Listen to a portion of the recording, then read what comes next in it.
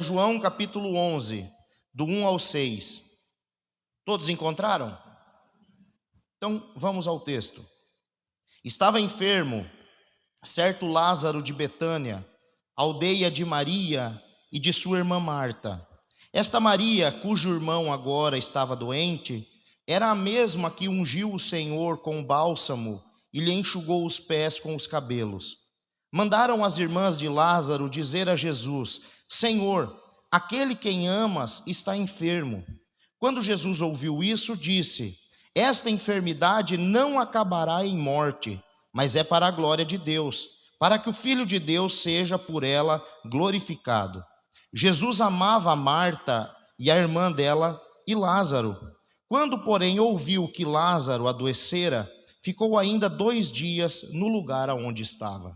Oremos. Paizinho querido, nós estamos aqui, Senhor, na tua casa. Estamos aqui, Senhor Jesus, diante da tua palavra. A tua palavra é inerrante, a tua palavra é eficaz, a tua palavra é fiel. A tua palavra permanece para todo sempre. E nós queremos, Senhor Jesus, pedir que o Senhor, por meio da tua palavra e do teu Santo Espírito, fale aos nossos corações nessa noite. E que nós venhamos, ó Pai, compreender tudo aquilo que o Senhor quer falar conosco, com a sua igreja. Assim oramos em o nome de Jesus. Amém. Amém. Meus queridos irmãos, nós iniciamos, se não me falha a memória, no dia 16 do mês passado, uma série de mensagens sobre os 7 sinais de Jesus Cristo no Evangelho de João. E quando nós olhamos para o Evangelho de João, nós vemos que João, o evangelista, ele tomou um caminho diferente dos outros apóstolos.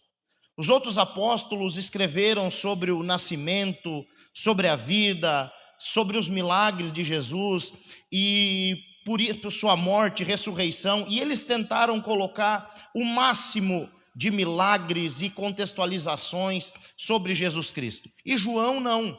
João ele escolheu apenas 7 milagres, apenas 7 sinais para escrever o seu evangelho. É de conhecimento público também que João foi o último apóstolo a ficar vivo e também foi o último evangelho a ser escrito.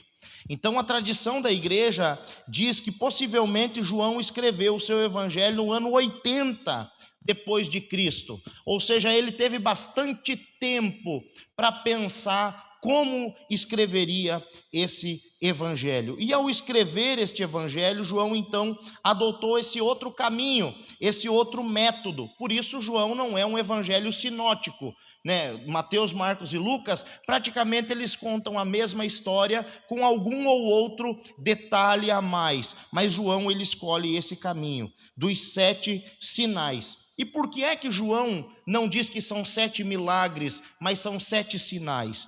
Porque um sinal, ele aponta para algo que está à sua frente.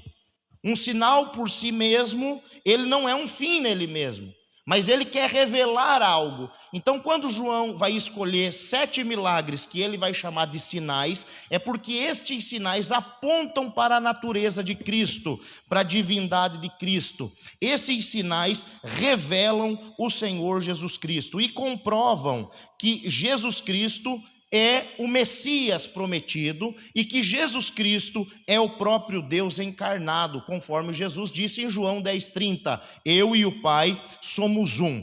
O próprio João, ele revela qual é o propósito de ter escolhido apenas 7 sinais, está lá em João 20, versículo 31, e ele diz assim, estes, porém, foram registrados para que vocês creiam que Jesus é o Cristo, o Filho de Deus, e para que crendo tenham vida em seu nome. Então, João escolhe esses 7 sinais porque eles são suficientes para que eu e você creiamos que Jesus é o Cristo e que através desses sinais nós alcancemos a vida eterna. E quais foram estes milagres? Bom, o primeiro deles, a transformação de água em vinho no casamento em Caná da Galileia, lá em João capítulo 2. O segundo, a cura do filho de um nobre, em João capítulo 4. O terceiro, a cura de um paralítico no tanque de Betesda, João capítulo 5. O quarto sinal, a multiplicação de pães e peixes, em João capítulo 6, do 1 até o 13. Depois, o quinto sinal é Jesus caminhando sobre o mar da Galileia, João 6, do 16 ao 21. O sexto sinal, que foi domingo passado, a cura de um cego de nascença, João capítulo 9 todo. E o sétimo e último milagre de Jesus, registrado no Evangelho de João, é a ressurreição de Lázaro, que está aqui nesse capítulo todo de João, capítulo 11. Então, quando João ele escreve sobre Jesus transformando água em vinho, multiplicando pães e peixes e andando sobre o mar, João está apontando para os seus leitores a divindade de Jesus. Quem, senão Deus, meus irmãos, poderia manipular a natureza, ou manipular os elementos, ou até mesmo suspender as leis que ele mesmo criou? Quem poderia realizar tais obras? Por exemplo, desafiando a lei da gravidade quando Jesus caminha por cima das águas, ou transformando um elemento em outro quando ele transforma a água em vinho, ou multiplicando os elementos, que com 5 pães de cevada e 2 peixinhos pequenos, ele alimenta uma multidão de aproximadamente 20.000 pessoas. Só homens eram 5.000 pessoas, né? Somente o Criador de todas as coisas tem poder para fazer isso. Por isso, no prefácio, na primeira página de João, no capítulo 1, versículo 3, diz: todas as coisas foram feitas por ele, e sem ele nada, absolutamente nada do que foi feito se fez. Deus se revela em Jesus, dizendo: eu sou o Criador. Mas ao relatar também que Jesus curou à distância o filho de um oficial do rei, que Jesus curou um paralítico que estava paralítico há 38 anos diante do tanque chamado Betesda, e abrir os olhos a um cego de nascença, João quer mostrar que Jesus Cristo tem poder sobre toda e qualquer miséria humana, que Jesus Cristo ele se compadece de nós, que ele tem poder para livrar a humanidade de qualquer situação, seja ela de miséria ou de doença, mesmo aqueles homens tendo ou não fé. Basta uma só palavra do Senhor Jesus. Então, quem é que pode realizar essas coisas senão o próprio Deus? Jesus, então, aqui, ele é apresentado como a única esperança para a humanidade. E hoje, finalmente, no capítulo 11, Jesus Cristo é apresentado como aquele que tem poder sobre o inimigo que é infalível. Qual é o único problema que não tem solução? A morte. Então, no capítulo 11, João vai apresentar Jesus como aquele que é o campeão sobre a morte. Não existe dúvida nenhuma que o objetivo de João é mostrar que Jesus Cristo é verdadeiramente o Filho de Deus e que ele veio ao mundo para salvar todo aquele que nele crê. Há salvação para todo aquele que nele crê. Então, é isso que nós vamos estudar hoje, né? Isso aqui é título de introdução. Sem sombra nenhuma, nós precisaríamos de muito tempo para estudar o capítulo 11 de João. Longo. Então não vai ter como eu explorar todos os detalhes da história. Então, 2 coisas eu prometo para os irmãos: eu não vou ser simplório na exposição da palavra, mas também vou tentar não me alongar demais e extrair aqui o que é necessário para a nossa compreensão. Provavelmente você já passou por alguma situação na vida que você pensou: não tem mais jeito, não há mais solução. É tarde demais até para um milagre. Quem já passou por algo assim? Chegar a pensar: não dá mais. Com toda certeza, meus queridos, esse foi o sentimento no coração das irmãs Marta e Maria. É muito interessante porque é exatamente esse o sentimento que Marta, no versículo 32, vai revelar, e depois Maria. Elas vão chegar para o Senhor Jesus e vão dizer: se o Senhor estivesse aqui, o nosso irmão não teria morrido. É como se elas estivessem dizendo: é tarde demais, Jesus, até para você. Nós tínhamos fé e nós críamos que o Senhor, se o Senhor tivesse vindo antes, o Senhor resolvia o problema. O nosso irmão não teria morrido. Nós temos fé de que o Senhor pode curar, mas que o Senhor pode ressuscitar alguém que já está morto há 4 dias, aí fica difícil. É isso que elas vão falar. Para todas aquelas pessoas, amigos, familiares, que estavam próximos, já era tarde demais. Inclusive, quando vai ter uma cena que eles vão para o cemitério, e uns vão começar a cochichar: será que é ele o mesmo que curou aquele cego de nascença? Se ele o amava, por que ele não veio antes? Todos ali pensavam que já não tinha mais solução, porque já tinham se passado 4 dias da morte e sepultamento de Lázaro.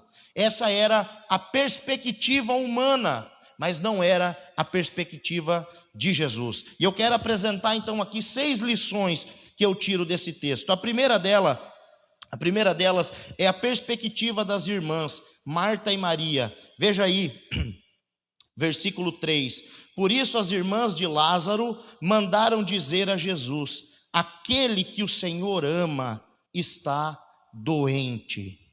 Os irmãos Marta, Maria e Lázaro, conforme está escrito aí no texto, eles moravam em Betânia. E eles eram amigos íntimos do Senhor Jesus Cristo. A ponto dos evangelhos narrar que Jesus, quando ia para Jerusalém, se hospedava na casa desses irmãos. Porque Betânia ficava a 3 quilômetros de Jerusalém. Então a casa desses irmãos, Marta, Maria e Lázaro, ficava como sendo uma base operacional de Jesus. Era muito próximo de Jerusalém. Cada um deles, inclusive, Marta, Maria e Lázaro, eles têm encontros com Jesus e experiências positivas com o Senhor Jesus. O texto é muito claro aqui no versículo 1 e no versículo de número 3, que Jesus os amava. Que Jesus os amava. E por eles serem amigos de Jesus, quando Lázaro adoeceu, as irmãs de imediato lembraram de quem? De Jesus.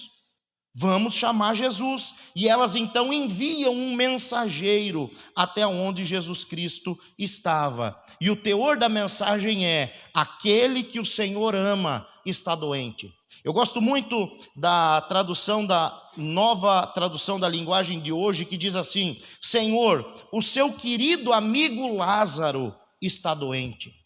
O seu querido amigo Lázaro está doente.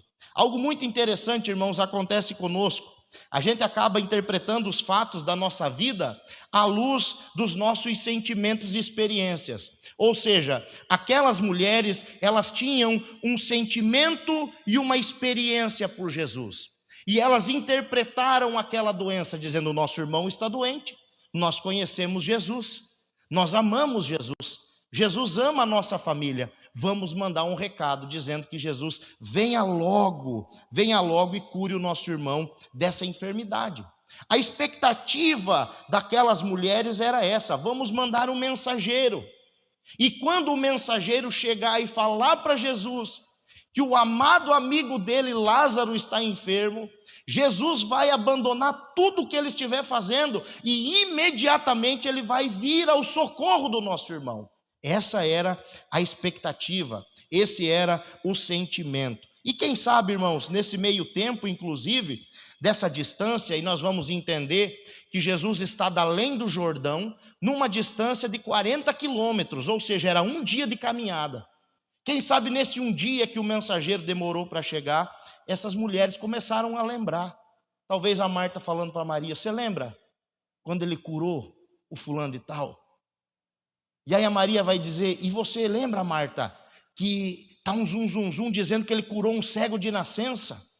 O que é isso para ele, então, fazer pelo nosso irmão? A expectativa foi sendo criada no coração daquelas mulheres, dizendo: Jesus vai ouvir a mensagem, Jesus vai ouvir a minha oração, Jesus vai entender o meu clamor, e Jesus vai vir e vai me curar. Essa é a expectativa de que Jesus receberia a mensagem e viria imediatamente. E nós somos assim também. Quando nós enfrentamos qualquer tipo de problema, nós já temos um plano pronto na nossa cabeça. Eu vou entrar em oração, eu vou falar com o Senhor, e o Senhor vai resolver desta maneira. Irmãos, Marta e Maria, para que fique claro, elas não estão fazendo nada errado.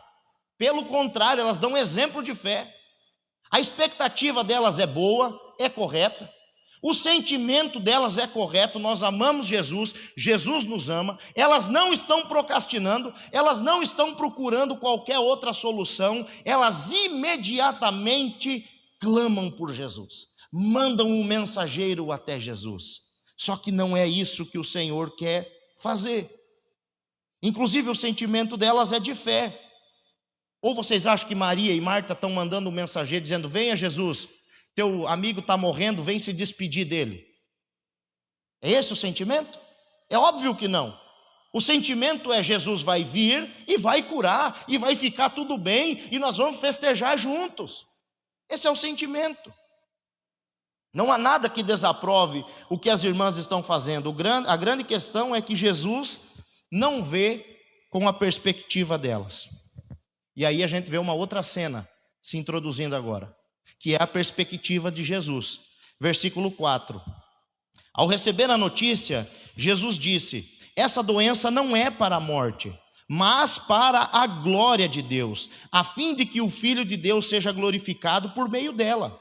Ora, Jesus amava Marta e a irmã dela e também Lázaro.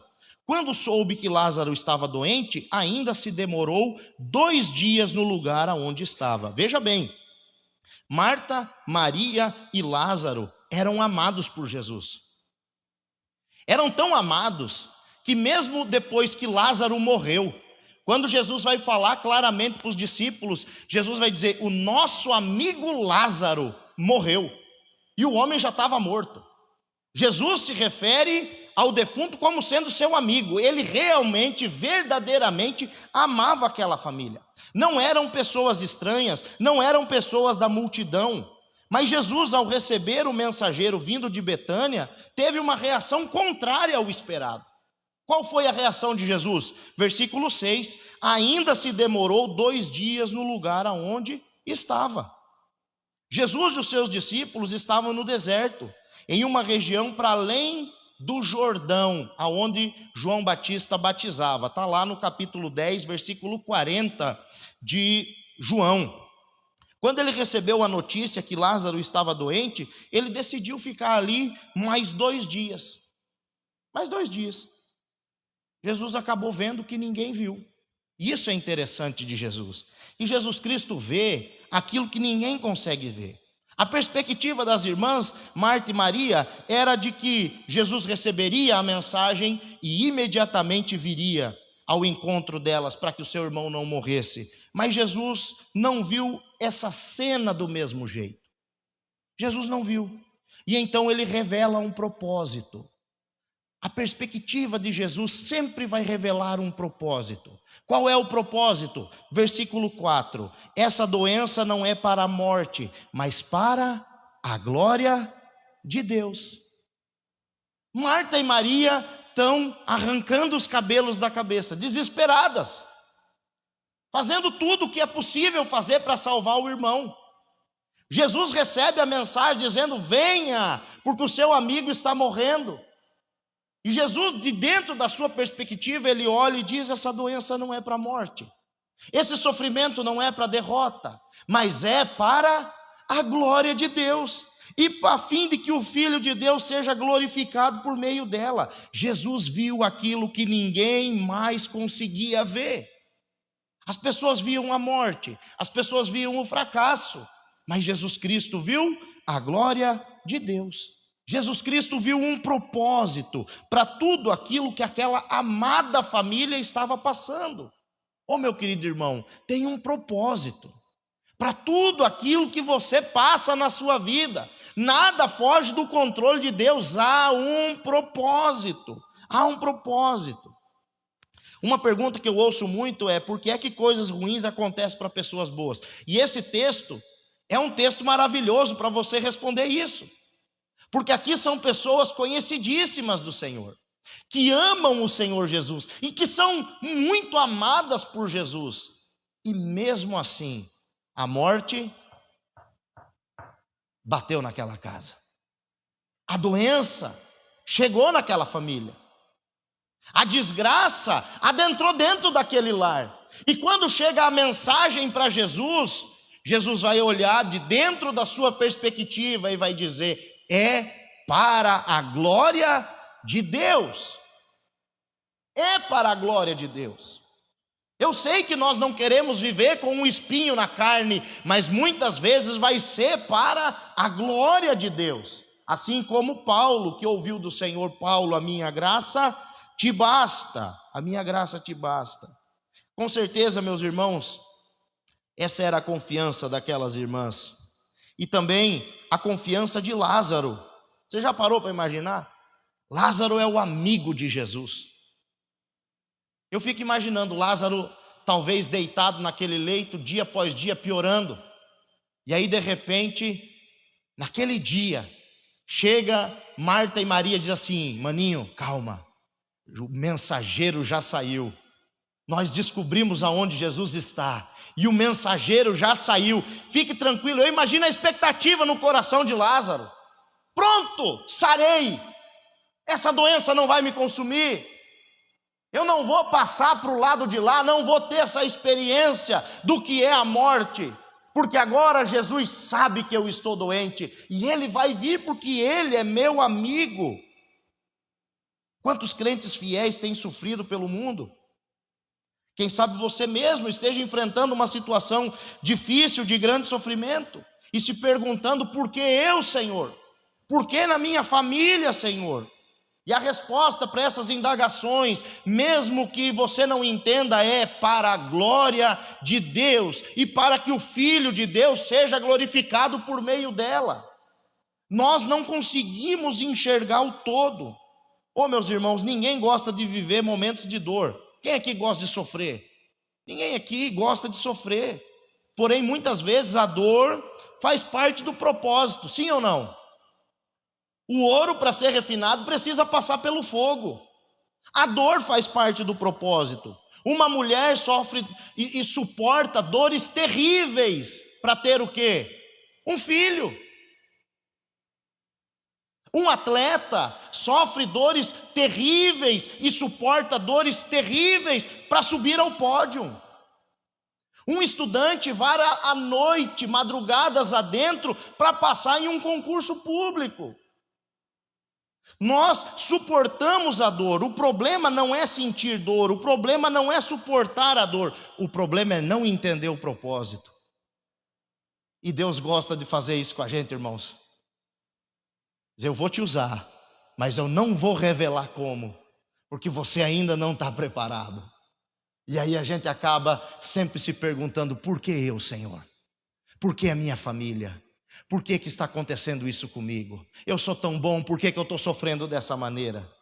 E Jesus deixa isso claro, que tudo que estava para acontecer e estava acontecendo com aquela família, que o amava e que ele amava também, que parecia tão estranho aos olhos de todos, revelava um propósito maior.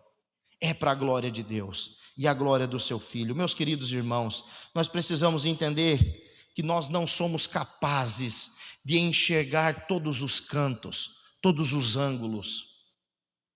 A nossa visão é limitada. A nossa visão vai até a esquina. Da curva para frente a gente não sabe o que acontece. Nós não sabemos o que está nos esperando ali numa esquina, não sabemos o que está nos aguardando atrás daquela montanha ou até mesmo atrás dessa parede.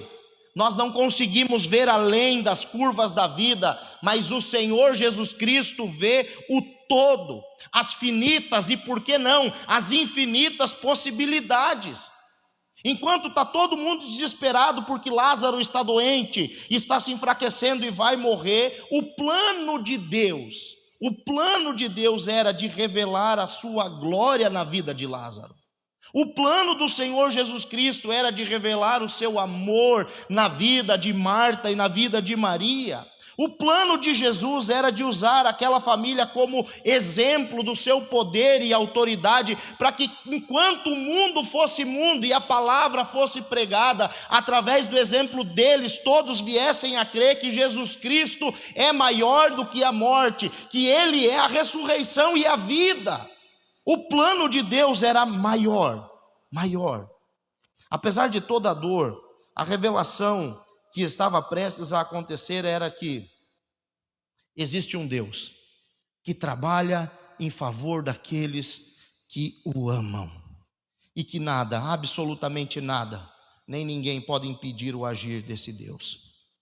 Em terceiro lugar, nós vamos ver aí a perspectiva dos discípulos.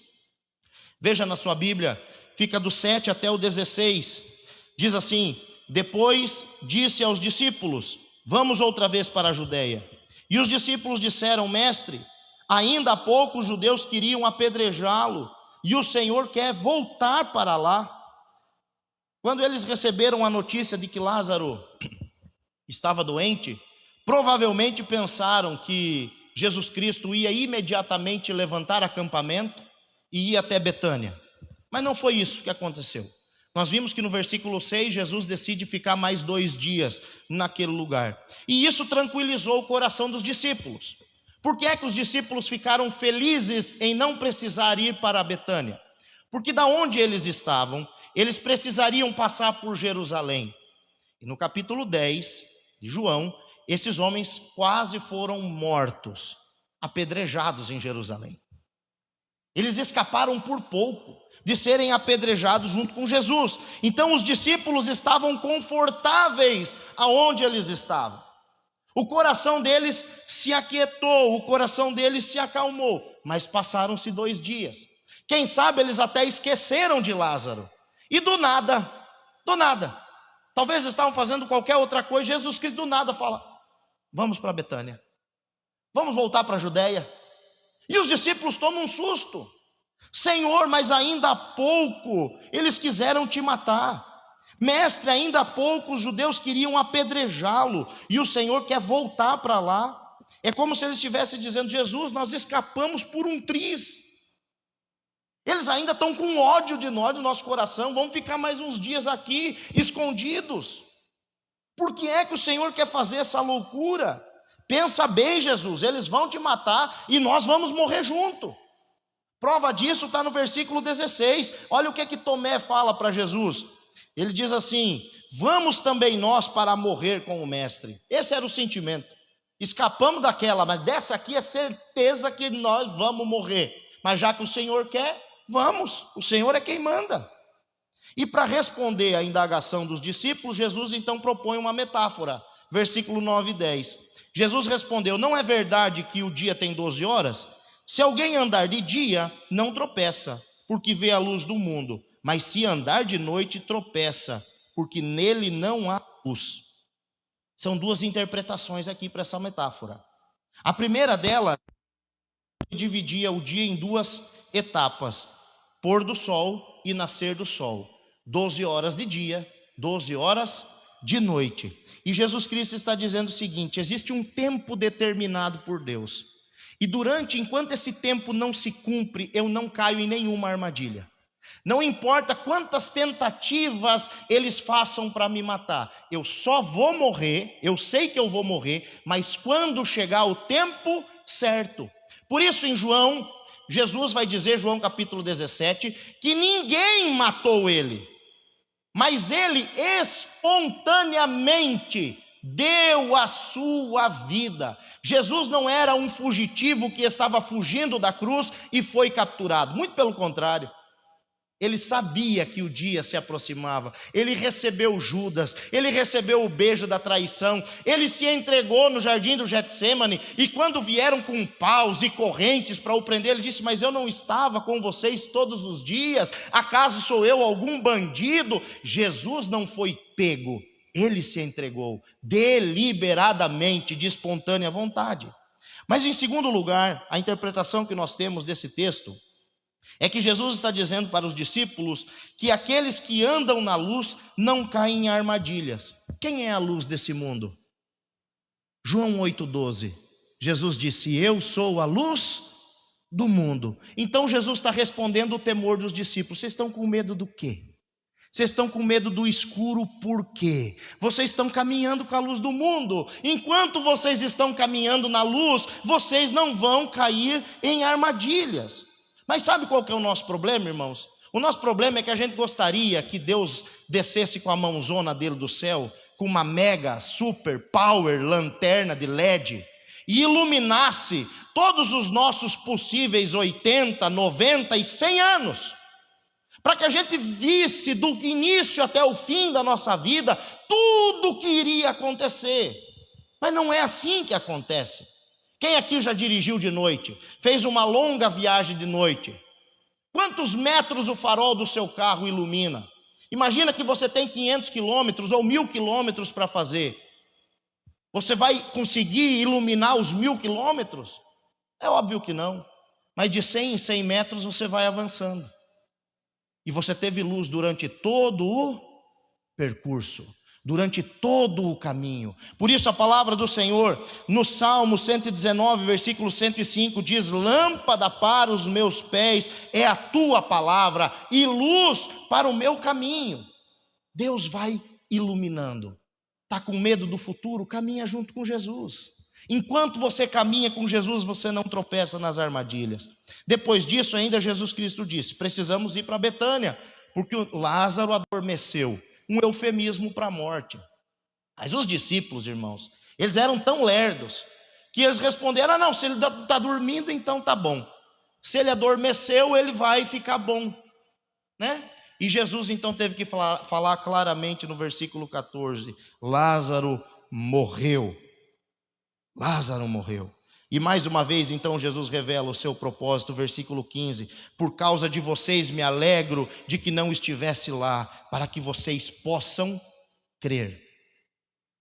Qual é o propósito da dor e do sofrimento? Causa fé em nós, mas também causa fé e esperança nos outros. Nós não entendemos, mas Deus vai agir de uma maneira. Para vermos o sobrenatural de Deus, nós precisamos sair da nossa zona de conforto. Em quarto lugar, a chegada de Jesus em Betânia. Versículo 17. Quando Jesus chegou, encontrou Lázaro, já sepultado havia 4 dias. Ora, Betânia fica a mais ou menos 3 quilômetros de Jerusalém. Muitos dos judeus vieram visitar Marta e Maria, a fim de consolá-los por causa do seu irmão. Como eu disse para vocês, Jesus estava numa distância de 40 quilômetros de Betânia. E para chegar em Betânia, ele precisava passar em Jerusalém. Muito provavelmente, quando ele chega em Betânia, muitos dos seus opositores, que tentaram o matar, estavam lá. E prova disso vai ser no final do capítulo. Prova disso é o final do capítulo do que nós estamos estudando. Marta e Maria, então, mandaram chamar Jesus. O mensageiro levou 1 dia para chegar. Jesus leu a mensagem, ficou mais 2 dias ali. 1 mais 2 é quanto? É 3. Jesus sai no 3º dia, é 1 dia de caminhada. 3 mais 1 é 4. Está aqui os 4 dias. Lázaro morreu. Já está sepultado há 4 dias. E Jesus Cristo está lá. Jesus Cristo chega lá. De alguma maneira, Marta soube que Jesus estava chegando em Betânia e imediatamente saiu ao seu encontro. Veja aí no versículo 20.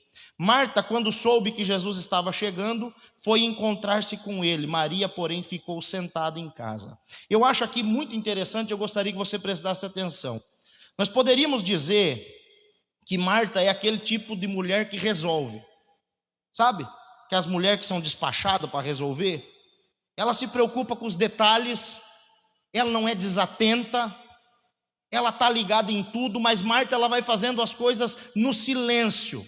Ela é aquele tipo de mulher que é sábia, que resolve sem fazer estardalhaço nenhum. Ela é ativa, ela é proativa, ela tem um temperamento forte. Maria, sua irmã, é mais paciente, é melancólica, é calma, é sentimental. Nós poderíamos dizer que Marta é racional e Maria é sentimental. As 2 irmãs estão profundamente tristes, mas o comportamento delas é diferente. E isso é maravilhoso demais. Marta, de alguma maneira, ouviu que Jesus estava chegando e saiu quietinha, sem que ninguém percebesse. Ela foi até o encontro de Jesus. Jesus não tinha chegado ainda naquela aldeia e ela foi se encontrar com Jesus. E ao encontrar Jesus próximo da cidade, Marta despeja tudo aquilo que está no seu coração. Marta põe para fora, sem demagogias, aquilo que ela está sentindo, e ela diz no versículo 21, se o Senhor estivesse aqui, o meu irmão não teria morrido.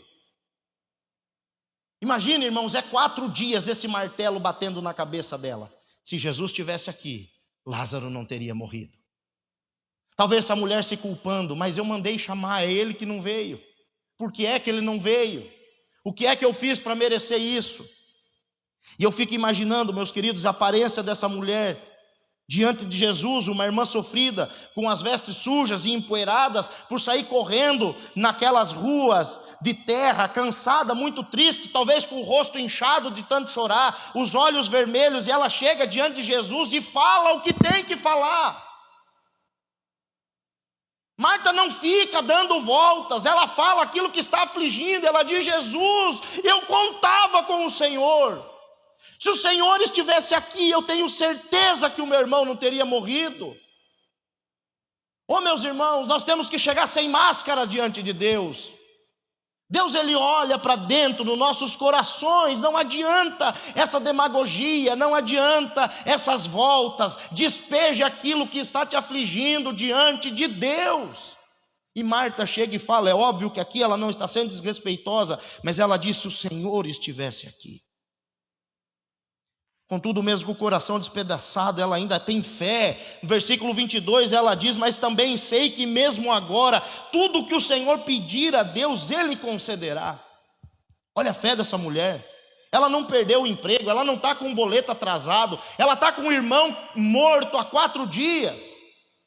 É um problema gravíssimo. Jesus olha para Marta, e diante da declaração de Marta, Jesus responde, versículo 23, o seu irmão vai ressuscitar. Irmãos, eu confesso que é uma cena trágica, mas cômica. Porque realmente para nós o único problema aqui é a morte, e esse problema não tem solução. Mas ao invés de Marta dizer amém para Jesus, quando Jesus diz: seu irmão vai ressuscitar, Marta vai debater teologia com Jesus. Olha o que a Marta vai fazer. Versículo 24, eu sei que ele vai ressuscitar na ressurreição do último dia. Ela questiona, ela retruca, ela começa um debate teológico com Deus. É como se ela estivesse dizendo: calma lá, Jesus, vamos por partes, o senhor não entendeu, já tem 4 dias que ele está morto. Eu sei que se o Senhor estivesse aqui, ele não teria morrido. Eu creio que tudo aquilo que você pedir para o Pai faz, porque temos provas do que o Senhor já fez. Mas já tem 4 dias, Jesus, é 4 dias. Segue o debate teológico, versículo 25. Jesus olha para Marta e diz: eu sou a ressurreição e a vida, Marta. Aquele que crê em mim, ainda que morra, viverá. E quem vive e crê em mim, não morrerá eternamente. Você crê nisso, Marta? E as palavras de Jesus entram no coração daquela mulher. E ela responde: eu creio. Oh, meus irmãos, nós temos o péssimo hábito de dizer como, quando e onde Deus deve operar. Como, quando e onde Jesus Cristo pode realizar um milagre. No encontro de Marta com Jesus, ela disse: se o Senhor estivesse aqui, passado. Jesus diz: eu vou ressuscitar ele, presente. Marta diz: eu sei que tu podes, no futuro. E muitas vezes nós não entendemos que Jesus tem poder para fazer agora. Ele poderia ter feito lá atrás, se Ele quisesse, mas Ele quer fazer agora. Ele tem poder para fazer no futuro? Tem também, mas Ele quer fazer agora. E nós ficamos debatendo com o Senhor. Jesus então diz para Marta: vai lá e chama a sua irmã. Chama a Maria. Marta disse: eu tenho fé. E imediatamente foi. Versículo 28. Chamando Maria à parte, veja como Marta, ela é comportada. A casa está cheia de gente. Marta acabou de falar com Jesus. Ela chama Maria num cantinho. Fala: Jesus, o mestre está aqui e está chamando você. O que é que Maria faz? Versículo 29. Maria ouviu isso, levantou-se depressa e foi até ele. Maria escandalosa. Ela já levantou chorando. É tanto que assustou o povo que todo mundo falou: não, ela está indo para o cemitério chorar na frente do túmulo. E Maria sai desgovernada. Veja o comportamento como é distinto. Maria, quando ouviu que Jesus queria falar com ela, levantou chorando, saiu correndo, ninguém entendeu nada. Quando Maria encontra Jesus, essa cena é maravilhosa, irmãos, porque ela faz o que sempre fez. Todas as vezes que Maria aparece na Bíblia, ela aparece se lançando aos pés de Jesus. Ela é escandalosa, mas ela sabe chegar. E ela chega e se prostra, diz o texto. E ela se lança chorando aos pés de Jesus. Toda vez que Maria aparece no Novo Testamento, ela está aos pés de Jesus. O texto diz que esse choro foi tão profundo. No versículo 35, ao ver Maria chorando, e os outros judeus que estavam do lado dela chorando também, Jesus chorou. Jesus chorou. Rompe-se o silêncio com a pergunta: onde é que vocês o puseram?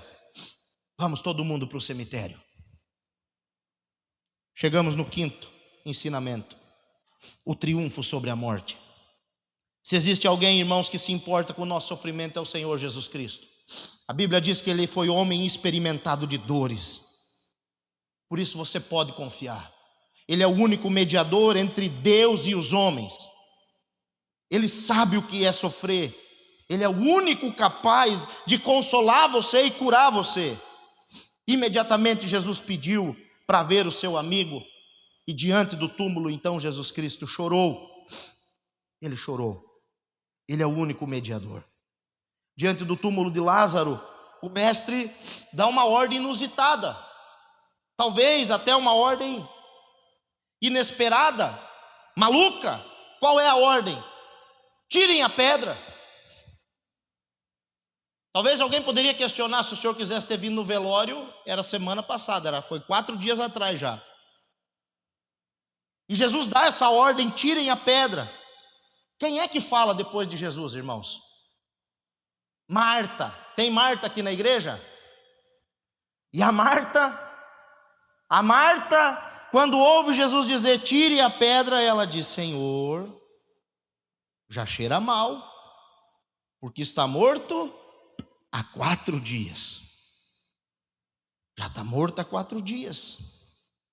Diante da palavra de Jesus sempre começam as desculpas, né? Já cheira mal, não tem mais tempo, não tem mais jeito, já está morto, não há como resolver. As justificativas para racionalizar o milagre. E Deus não está nem um pouco interessado com as nossas justificativas. A nossa incredulidade e falta de coragem não anulam a soberania de Cristo. E Jesus então olha para Marta outra vez, versículo 40, e diz: não te falei que se você cresce, veria a glória de Deus? Marta, quieta. Agora deu de falar, Marta, só olha, só observa. Diante dessa palavra de autoridade, obedeceram alguém que estava ali e retiraram a pedra. Jesus olhou para cima e começou a orar. Versículo 41, Pai, eu te agradeço, porque me ouviste. Eu sabia que sempre me ouves, mas disse isso por causa do povo que está aqui, para que creia que tu me enviaste. Imagina essa cena. Está todo mundo no cemitério. Jesus começa a orar, mas tem um buchicho, tem um zum, zum, zum ali acontecendo. Se Jesus amasse, ele teria vindo antes. E Jesus está orando com o Pai, falando com o Pai. E então, para calar aquela multidão e chamar a atenção para si, diz o texto que Jesus dá um brado. E qual é o brado? Lázaro, vem para fora. Meus queridos irmãos, a última palavra é do Senhor Jesus Cristo. A última palavra é do Senhor Jesus Cristo. O texto sagrado diz que quando ele fala, a terra se derrete, como a cera se derrete diante do fogo. Que quando ele fala, as nações se calam e estremecem. De que quando ele fala, os ventos cessam, o mar se acalma, os demônios batem em retirada. O inferno se estremece quando Jesus Cristo fala, a vida volta para dentro daquele defunto, e diante dos olhos de todo mundo, vem saindo Lázaro, todo enfaixado. Versículo 44, o morto saiu, com as mãos e os pés envolvidos em faixas de linho, e o rosto envolto num pano. Esse era o costume dos judeus. Não tinham um caixão bonito, não. Eles enfaixavam. Eu imagino Lázaro saindo dando pulinho de dentro do túmulo, até a cabeça enfaixada. Oh, meus queridos irmãos, imagine a cena. Pense no tumulto. É criança desmaiando, é mulher gritando, é aquele reboliço porque um morto veio à vida. É gente correndo, os discípulos perplexos, crendo no Senhor como sendo filho de Deus. Do meio da escuridão de uma gruta esculpida na rocha sai um defunto. Pensa só o tumulto. Mas no meio de tudo isso, está lá Marta, Maria, Jesus e Lázaro. Eu creio, irmãos, que estavam abraçados celebrando a Deus. Nós precisamos crer no Senhor. Mas eu concluo com a atitude da multidão. Oh, meus irmãos, talvez você possa pensar que depois de tudo isso, todo mundo se alegrou. Já pensou? Que festa! Você acha que todo mundo ficou feliz com esse milagre? Diz o texto que não. Versículo 45, muitos dos judeus que tinham vindo visitar Maria, vendo o que Jesus havia feito, creram nele. Outros, porém, foram até os fariseus e lhes contaram o que Jesus havia feito. Qual foi a decisão dos fariseus? Versículo 53, desde aquele dia, resolveram matá-lo. Desde aquele dia, resolveram matá-lo. Jesus é um empecilho para nós. Jesus é um empecilho para a religião. Isso vai tornar-se uma revolução.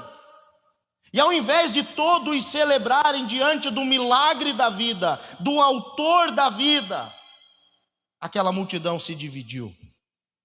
Diante do glorioso Senhor Jesus Cristo, só existem dois caminhos a serem seguidos: crer nele como sendo o Filho unigênito de Deus, o Senhor e o Salvador, ou desprezá-lo e rejeitá-lo.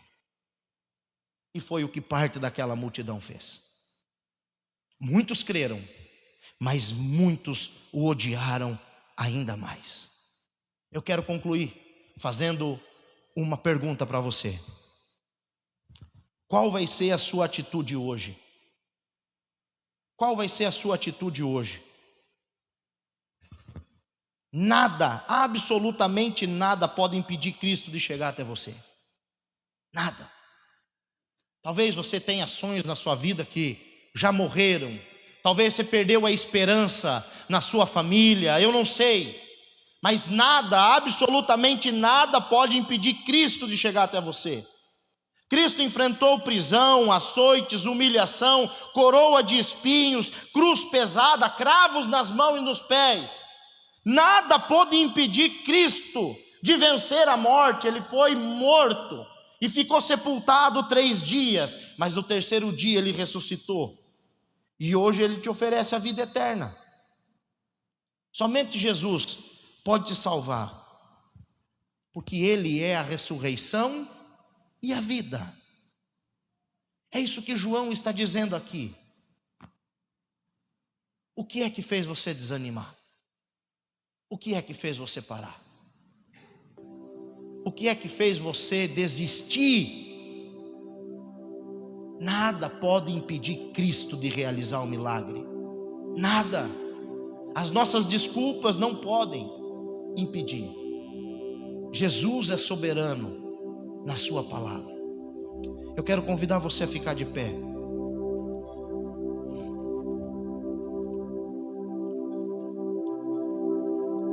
Talvez você está com medo. Quero dizer para você, ande na luz que é Cristo. Ande na luz, que você não vai cair em armadilhas. Talvez você goste de questionar, Você se acha muito inteligente. Deixa eu dizer uma coisa para você: todos os tesouros do conhecimento e da sabedoria estão escondidos em Cristo. Para de querer argumentar com Deus. Para. Creia, Martas, creiam, Martas, que Cristo é a ressurreição e a vida. Ele é. E Jesus disse para aquela mulher: o seu irmão vai ressuscitar hoje. Talvez você já desistiu, mas Deus tem poder para realizar um milagre hoje. Não é amanhã, não é no futuro, é hoje. É hoje. E eu gostaria de para que nós encerrássemos esse culto, que enquanto a equipe de louvor adora ao Senhor, você também estivesse fazendo uma oração e colocando diante do Senhor aquilo que você pensa ser impossível. Saiba que para Deus não existe absolutamente nada impossível, e que Ele é Deus que ressuscita os mortos, mas Ele também é Deus que ressuscita sonhos, que reaviva o nosso coração, que enche a nossa boca com novos cânticos. Deus tem um começo novo para você. Lázaro reviveu e voltou a morrer. Cristo ressuscitou e vivo está até hoje, e Ele vai voltar para buscar a sua igreja, e nós também um dia estaremos eternamente com eles. Amém. Ore ao Senhor.